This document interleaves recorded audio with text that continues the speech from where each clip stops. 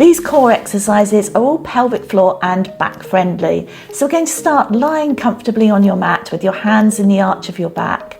And we're going to go into some pelvic tilts. So tucking the tailbone down with an exhale and pushing the back and the abdominals into your hands. So feeling that tension, then releasing the tension on the inhale. Then bringing your hands above your chest, we're just going to bounce the pelvis. And I know this feels a little bit unusual, but it releases tension in the pelvis and the lower back. And then bringing your legs up with your feet flexed, we're going to bend one knee and bring it towards you whilst pushing into your hands in the arch of your back. If you're suffering with prolapse, then keep one foot on the floor as in the insert above. So we're going to exhale and inhale. Exhale and inhale. So really pushing down on the exhale, using your breath in line with your movement, alternating legs and making sure those feet keep flexed, because the flexed foot switches on those transverse abdominals, which is your corset muscle that wraps all the way around you. So keep breathing in with making sure you are inhaling through the nose, and you can exhale through the mouth or nose, but I'd recommend a little exhale through the mouth with these exercises.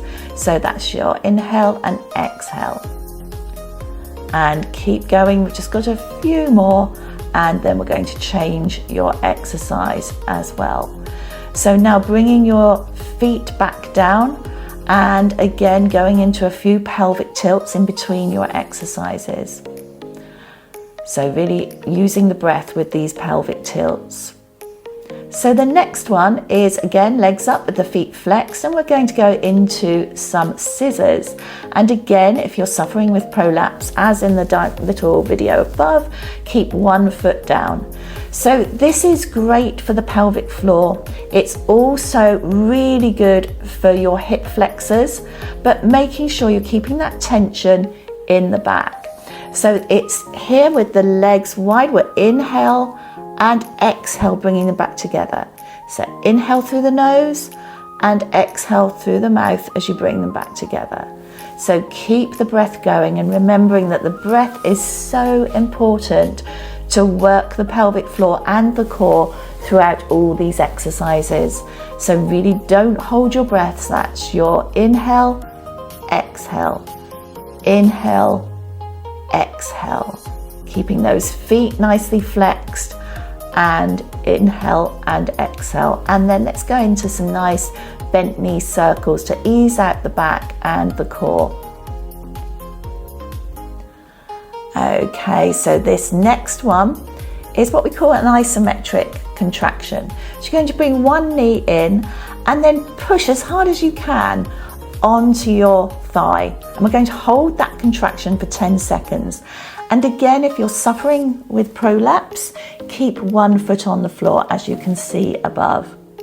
So we're going to hold for 10 seconds. When you release that tension after your 10 seconds, take a nice inhale through the nose and swap over, and exhale slowly for 10. So all the time you're holding that contraction, you're pushing against your thigh, you're exhaling, and at the same time pushing into your back, where you're back into the mat. So see if you can hold that contraction for 10 seconds. Now this one might make your abdominals shake a little bit, which is good as long as you keep breathing with it. So this is where you're still exhaling, inhale, exhale, push. So keep that exhale going.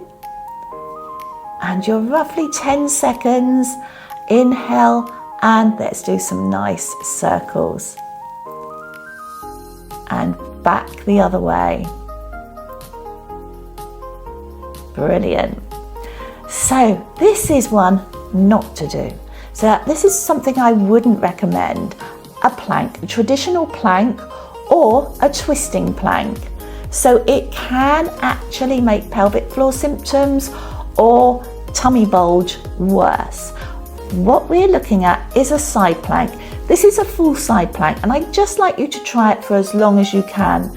This is a staggered side plank, again holding it for as long as you can, or a bent knee side plank. So give that a go as long as you can.